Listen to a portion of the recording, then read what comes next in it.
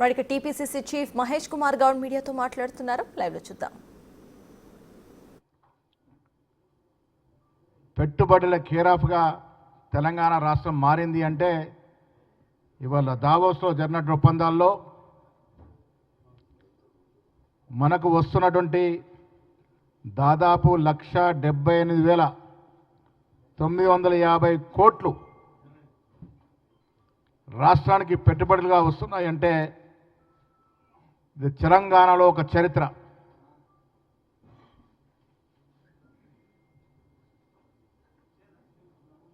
పెట్టుబడులు రావాలంటే కాంగ్రెస్ పార్టీతోనే సాధ్యమైనటువంటి విషయం దావోస్ వేదికగా మరొకసారి రుజువైనటువంటి సందర్భం. ఈ సందర్భం మిత్రులారా, పెట్టుబడుల కోసం సంవత్సర కాలంగా పోయిన సంవత్సరం దావోస్లో దాదాపు 40,000 పైచిలుకు పెట్టుబడులు తెస్తే ఆ మరుసటి రోజు నుంచే ఒక విజన్ దూరదృష్టి కలిగినటువంటి ముఖ్యమంత్రి కాంగ్రెస్ ప్రభుత్వం సంవత్సరం కాలంగా వివరచన చేసి ఇవాళ దాదాపు 1,78,000 కోట్లు పెట్టుబడులు తెలంగాణకు వచ్చాయంటే సంవత్సర కాలంగా కాంగ్రెస్ ప్రభుత్వం, ముఖ్యమంత్రి గారు, మంత్రులు చేసిన కృషి ఫలితం. 1,75,000 కోట్ల పెట్టుబడి తెలంగాణ కంటే ఆషామాషి కాదు.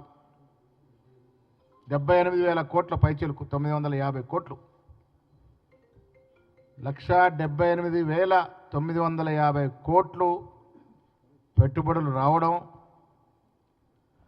అదే గత ఏడాది దాదాపు 40,232 కోట్లు రాష్ట్రం రావడం, దాంట్లో దాదాపు 18 సంస్థల్లో 17 సంస్థలు ఇదివరకే పనులు ప్రారంభించినాయి. ఉద్యోగాల వేట నడుస్తూ ఉంది. మిత్రులారా, ఇంత పెట్టుబడి వాళ్ళ రాష్ట్రానికి వచ్చిందంటే ఒకటి విదేశీ సంస్థలకి, విదేశీ పెట్టుబడిదారులకి రాష్ట్ర కాంగ్రెస్ ప్రభుత్వం మీద నమ్మకం. కాంగ్రెస్ పార్టీ కానీ కాంగ్రెస్ ప్రభుత్వం కానీ జవాబుదారితనం. మాకు ఈ రాష్ట్రానికి వెళ్ళి పెట్టుబడులు పెడితే ఫలితాలు వస్తాయని ఒక నమ్మకం. దానివల్ల ఇంత పెద్ద ఎత్తున పెట్టుబడులు వస్తూ ఉన్నాయి. పెట్టుబడి రావడానికి మరో కారణం రాష్ట్రం సంవత్సర కాలంలో చూపించినటువంటి పురోగతి. ఇవాళ రాష్ట్రానికి దిక్సూచిగా మారినటువంటి ట్రిబుల్ రీజనల్ రింగ్ రోడ్ కానీ, నగరంలో పెద్ద ఎత్తున మెట్రో రైల్ విస్తరణ పనులు కానీ, అదేవిధంగా తెలంగాణ రాష్ట్రానికి క్యాపిటల్ సిటీ అయినటువంటి హైదరాబాద్లో 4th సిటీ, ముచ్చర్లో వస్తున్నట్టు 4th సిటీ రూపకల్పన కానీ, అన్ని అంగులతో 4th సిటీ రావడం, రీజనల్ రింగ్ రోడ్ రావడం, మెట్రో పనులు వేగవంతం కావడం, అన్నిటికీ మించి రాష్ట్ర ప్రభుత్వం తెలంగాణ రైజింగ్ 2050 అనే విజన్ ఇవాళ ఈ రాష్ట్రానికి గేమ్ చేంజర్గా మారిందని చెప్పడంలో ఏమాత్రం అతిశక్తి లేదు. మిత్రులారా, మీ ద్వారా నేను తెలంగాణ ప్రజలకి ఒక్క మాట చెప్పదలుచుకున్నాను. కాంగ్రెస్ పార్టీ అంటేనే అభివృద్ధి, కాంగ్రెస్ పార్టీ అంటేనే సంక్షేమం. రెండింటినీ జాగ్రత్తగా ముందుకు తీసుకెళ్తున్నట్టు తరుణం ఇవాళ. 7,50,000 కోట్ల అప్పులో ముంచి రాష్ట్రాన్ని పలాయనం చిత్రించిన కేసీఆర్ ఫామ్ హౌస్కి పరిమితమైతే ఆనాడు తనకు తాను సూపర్ స్టార్గా చెప్పుకునే, ఇంగ్లీష్ హిందీ అనర్గళంగా మాట్లాడే సత్తా ఉందని చెప్పుకునే కేటీఆర్ ఐటీ పరిశ్రమల శాఖ మంత్రిగా ఈ రాష్ట్రానికి 10 ఏళ్లుగా మంత్రివర్గంలో ఉండి గొప్ప విభజనకర్త అని చెప్పుకున్న కేసీఆర్ ముఖ్యమంత్రిగా ఉండి తెచ్చిన పెట్టుబడులు ఎంత అని ఒక్కసారి ఆలోచిస్తే తెలంగాణ ప్రజలకు తెలవాల్సింది 10 ఏళ్ల కాలంలో, 10 ఏళ్ల బీఆర్ఎస్ ప్రభుత్వ హయాంలో రాష్ట్రానికి వచ్చిన పెట్టుబడులు 25,750 కోట్లు మాత్రమే. రాష్ట్ర ప్రజలు ఆలోచించాలి. ఎంత బాధాకరం విషయం అంటే 10 ఏళ్లలో వీడు తెచ్చిన పెట్టుబడుల సంఖ్య ప్రభుత్వం మొత్తం లెక్కల సమాచారం ప్రకారం 2015 నుంచి 2019 వరకు 0 ఒక్క రూపాయి పెట్టుబడి రాలే. మీకు ఇస్తాం ఈ లెక్కలు. ఇంత గొప్పగా ప్రజాపాలన చేశామని చెప్పుకునే నాయకుడు ఆధ్వర్యంలో దాదాపు 5 ఏళ్ళు ఈ రాష్ట్రానికి వచ్చిన విదేశీ పెట్టుబడులు 0 మాత్రమే. 2020లో 500 కోట్లు మాత్రమే. 2021 సునామీ మనకి కరోనా ఇదంతా ఉండింది కాబట్టి ఓకే. 2022లో వచ్చింది 4250 కోట్లు మాత్రమే. 2023లో వచ్చింది 21,000 కోట్లు మాత్రమే. అన్నీ కలిపితే 25,750 కోట్లు మాత్రమే. ఘనమైన పాలన చేశామని చెప్పుకునే కేసీఆర్, కేటీఆర్, నేను ఇవాళ ప్రజల ద్వారా మీ ద్వారా మీకు సవాల్ విసురుతా ఉన్నాను. మీరు ఎక్కడికంటే అక్కడికి ఎప్పుడంటే అప్పుడు చర్చకు సిద్ధము. మీరు 5 ఏళ్ళ తెచ్చిన విదేశీ పెట్టుబడులు 25,750 కోట్లయితే మేము కేవలం 2 ఏళ్లలో పోయిన సంవత్సరం 40,232 కోట్లు ఆల్రెడీ 18 సంవత్సరాలు గ్రౌండ్ అయినాయి. ఈ సంవత్సరం రికార్డు స్థాయిలో 1,78,950 కోట్లు వ్యత్యాసం ఒక్కసారి ప్రజలు గ్రహించుకోవాలి. దానికి కారణం ఈ రాష్ట్రాన్ని పాలిస్తున్న ముఖ్యమంత్రికి కానీ మంత్రివర్గానికి కానీ ఈ రాష్ట్ర ప్రభుత్వం రాష్ట్ర అభివృద్ధిపై ఒక ప్రత్యేక ప్రణాళిక, ఒక దూరదృష్టి, దానివల్లే వచ్చాయని చెప్పక తప్పదు. మిత్రుల సంతోషం ఏంటంటే దావోస్లో తెలంగాణ పెవిలియన్ వద్ద విపరీతమైన రద్దీ.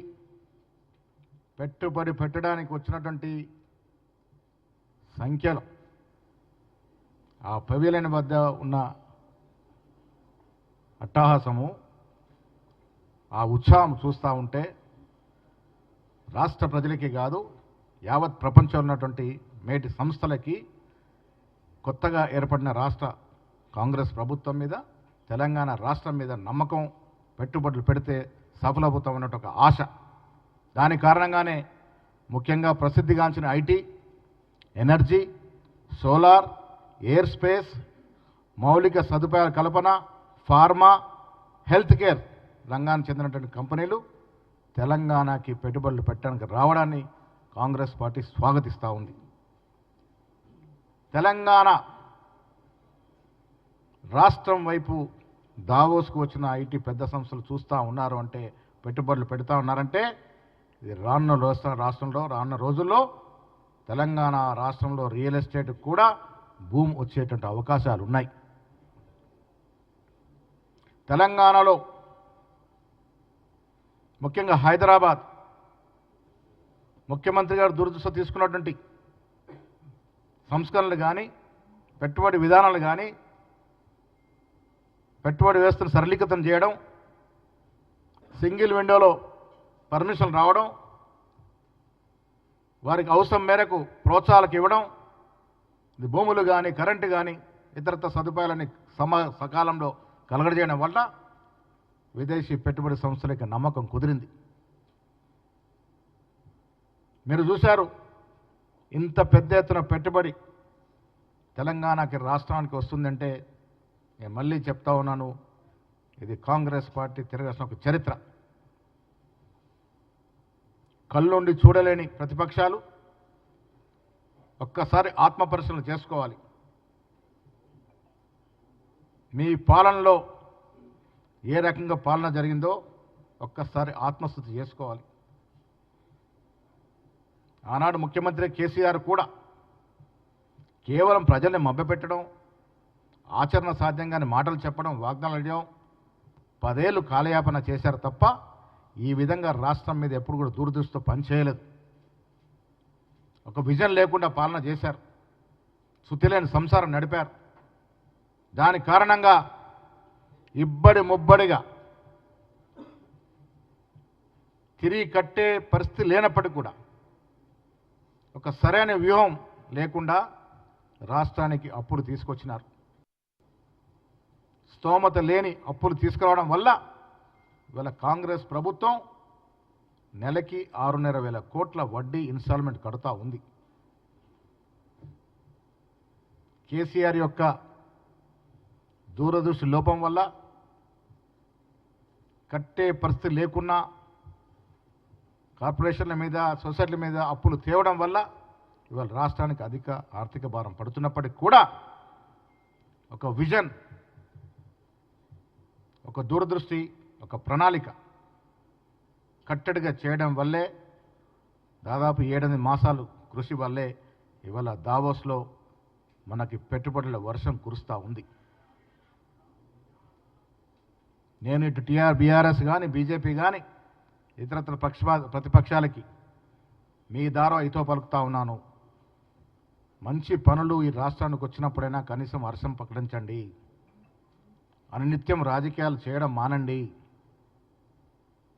ప్రజాస్వామ్యం మీద విలువలుంటే ఈ రాష్ట్రంలో ముఖ్యమంత్రి కానీ ఇతరత్ర మంత్రులు కానీ చేస్తున్నటువంటి అభివృద్ధి వల్ల ఇవాళ వచ్చినటువంటి పెట్టుబడుల పట్ల మీరు కూడా సంతోషం వ్యక్తం చేయాల్సిన పరిస్థితి.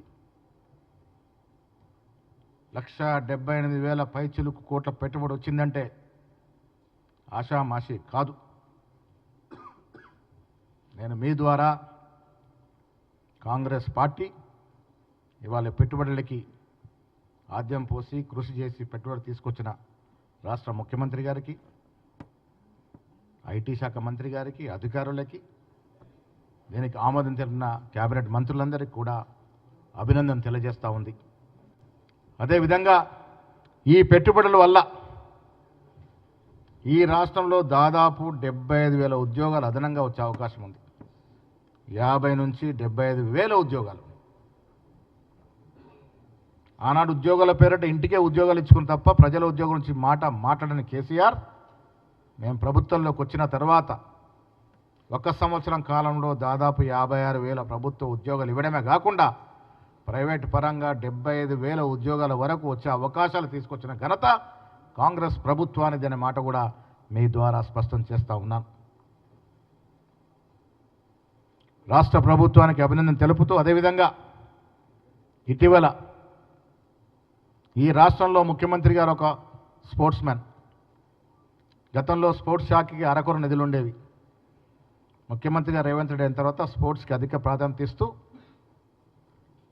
పోయిన ఒలింపిక్స్లో మనకు మెడల్స్ రాకపోయినా వచ్చే ఒలింపిక్స్ నాటికి రాష్ట్రాన్ని ఆ స్థాయికి తీసుకెళ్లడం ఉద్దేశంతో ఈ రాష్ట్రంలో ఒక స్పోర్ట్స్ యూనివర్సిటీ ఏర్పాటు చేయడానికి నిర్ణయం తీసుకోవడం, దాంట్లో భాగంగానే అత్యధిక మెడల్స్ గెలిచిన ఆస్ట్రేలియాలో నేను, నాతో పాటు జితేందర్ రెడ్డి గారు, మా స్పోర్ట్స్ చైర్మన్ గారు, ఎంపీ అనిల్ గారు, ఫహీం గారు అందరం కూడా పర్యటన చేయడం జరిగింది. చాలా చోట్ల మేము ఆస్ట్రేలియాలో ఉన్నటువంటి స్పోర్ట్స్ అథారిటీని సందర్శించడం, అధికారులతో మాట్లాడడం, స్టేడియం సందర్శించడం, అక్కడ స్పోర్ట్స్ యూనివర్సిటీతో చర్చలు జరపడం, వారిని కూడా రాష్ట్రానికి రావాల్సిందిగా ఆహ్వానించడం జరిగింది. త్వరలో స్పోర్ట్స్ విధానం కూడా టెక్నాలజీ చాలా చోట్ల మేము మెల్బోర్న్లో డేకిన్ యూనివర్సిటీ కానీ, మెల్బోర్న్ క్రికెట్ గ్రౌండ్స్ కానీ, గిఫిట్ క్వీన్స్లాండ్లో స్పోర్ట్స్ యూనివర్సిటీ కానీ సందర్శించడం జరిగింది. రాష్ట్రాన్ని ఒక స్పోర్ట్స్ హబ్గా కూడా చేయాలనే తపన ముఖ్యమంత్రి గారికి ఉంది. ఆ దశ కూడా ప్రయత్నం చేస్తూ ఉంది.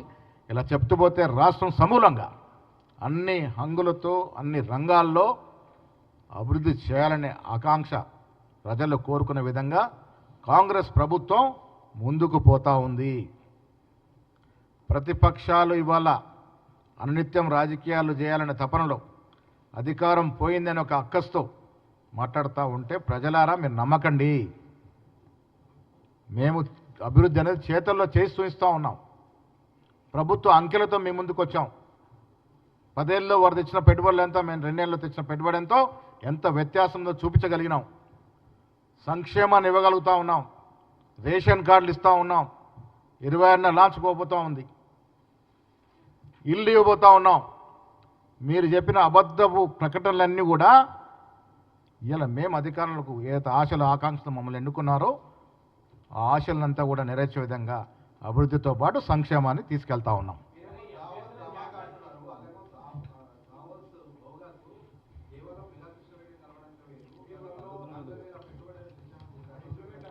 అంతా దానికి రాజకీయాలు ఉన్న ఒక వ్యక్తి 1,75,000 కోట్లు పెట్టుబడి రాష్ట్రానికి వస్తుంటే హర్షించాల్సిన స్థితిలో ఉండి ఇంత చౌకబారు విమర్శ మెగా కృష్ణారెడ్డి అన్న దాన్ని డైవర్ట్ చేసే ప్రయత్నం మీద చేస్తూ ఉన్నారు. పెట్టుబడులు కొన్ని వందల కంపెనీలు వస్తాయి, దాంట్లో మెగా కృష్ణారెడ్డి ఒకరు. దాన్ని ఏదో చూపించి దీన్ని డౌన్ చేసే ప్రయత్నం చేస్తుంది, తగదనే మాట చెప్తా ఉన్నాను. మీకేవి కూడా తప్పులు కావు, అంకెలతో సహా ఏ కంపెనీ ఎంత పెట్టుబడులు పెడుతుంది ఎంఓయూతో సహా మేము ముందుస్తూ ఉన్నాము. 100%. లాస్ట్ టైము నేనేమంటున్నాను, లాస్ట్ టైం ఏదైతే ఎంఓయూ చేసుకున్నామో 18లో 17 కంపెనీలు పనులు ప్రారంభించినాయి. ప్రతిపక్షాల కళ్ళుండి రాగలిగితే పోయి చూసి అక్కడి నుంచే మిమ్మల్ని కూడా పిలిచి మాట్లాడుకోగలరు. అన్నీ కూడా లాంచ్ అవుతూ ఉన్నాయి. ఇక్కడెక్కడ కూడా కేసీఆర్ లాగా కేటీఆర్ లాగా అబద్ధాలు అనే పరిస్థితి మాకు లేదు. అంకెలతో సహా ఎంఓయూలు సర్టిఫికెట్తో మేము ముందున్నాము, వాస్తవాలే మాట్లాడుతూ ఉన్నాము. ఇలా వాస్తవాలు అభివృద్ధి జరుగుతుంది కాబట్టి మిమ్మల్ని మొత్తానికే ప్రజలు మర్చిపోతారని భయపడి చిన్న చౌకబారు విమర్శలు చేయడం అనేది తగదు.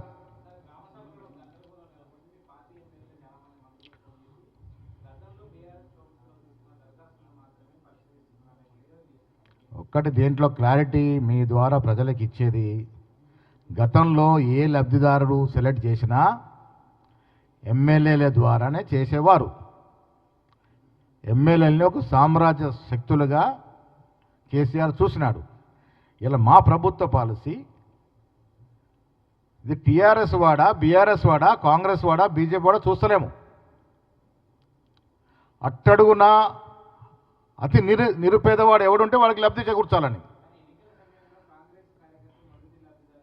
ఇప్పుడు కాంగ్రెస్ కార్యకర్తలు నిరుపేదలు ఎవరిని ఉంటే, కాంగ్రెస్ కార్యకర్తలు సూచించిన వాళ్ళు నిజంగా అర్హులు ఉంటే వారికి కూడా వస్తాయి. ఇది పార్టీల తంతుగా పంచే కార్యక్రమం కాదు.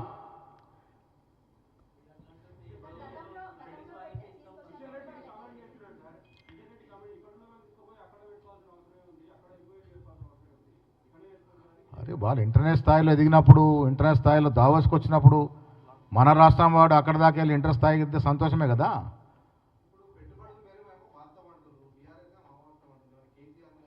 నేను అందుకే చర్చకు పిలుస్తూ ఉన్నాను. నేను మీ ద్వారా పెట్టుబడుల విషయంలో చర్చకు సిద్ధము. నేను మా ఐటీ మంత్రి గారు వస్తాము. మీరు మాజీ ముఖ్యమంత్రి గారు వస్తారా, మాజీ కేటీఆర్ గారు వస్తారా, ఇంకెవరిని ఎక్స్పర్ట్స్ తీసుకుంటారా, మీ ఇష్టం. ఇది వాస్తవాల మీద చర్చ చేసుకోవడానికి సిద్ధం. పెట్టుబడుల విషయంలో పోయిన సంవత్సరం ఎంత పెట్టుబడులు వచ్చినాయి, ఈ సంవత్సరం ఎంత వచ్చింది, మీరు 10 ఏళ్ల కాలంలో తెచ్చిన పెట్టుబడుల్లో మీ ఘనకార్యం ఏంటో దాని మీద చర్చించుకుందాం.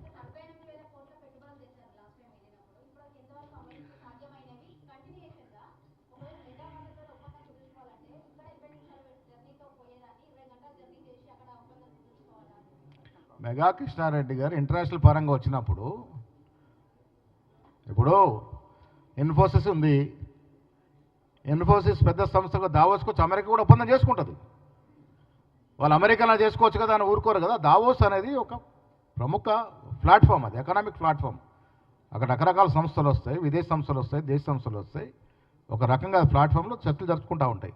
మీరు పెద్దదాన్ని మర్చిపోయి, ఇంత పెద్ద పెట్టుబడులు తెరిస్తే హర్షించాల్సి మర్చిపోయి చిన్న విషయాన్ని తీసుకొని రాద్ధాంతం చేసి ఈ మైలేజ్ దెబ్బ కొట్టాలని ఈ రకమైనటువంటి నాటకాలు ప్రజలు నమ్మరు తెలంగాణలో. ఇది వాస్తవం కాదా? ఇవాళ ఎంఓయూలు వాస్తవం కాదా? 1,78,000 కోట్ల ఎంఓయూలు జరిగిన వాటా వాస్తవం కాదా? మీరు 5 ఏళ్ళు 2015 నుంచి 20 వరకు 0 తెచ్చింది వాస్తవం కాదా? 0 పెట్టుబడి తెచ్చారు. 2019లో మాత్రమే ఒక 250 కోట్లు తెచ్చారు. 2000 కోట్లో కరోనాతో పోయింది. తర్వాత 450 కోట్లు తెచ్చారు. ఒక సంవత్సరం 450 కోట్లు ఎక్కడ? ఒక సంవత్సరం 1,78,000 కోట్లు ఎక్కడ? మీకు మాకు వ్యత్యాసం ఉందా లేదా? అభివృద్ధి విషయంలో కాంగ్రెస్ పార్టీకి, ముఖ్యమంత్రికి చిత్తశుద్ధి ఉంది. అందుకే ఈ కార్యక్రమం జరుగుతూ ఉంది.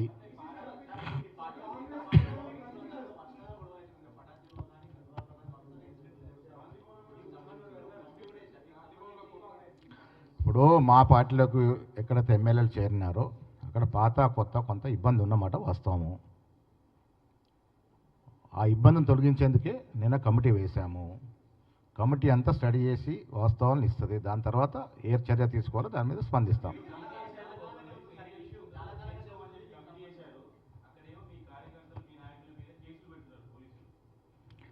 కేసులు అనేది చట్టము, లా అండ్ ఆర్డరు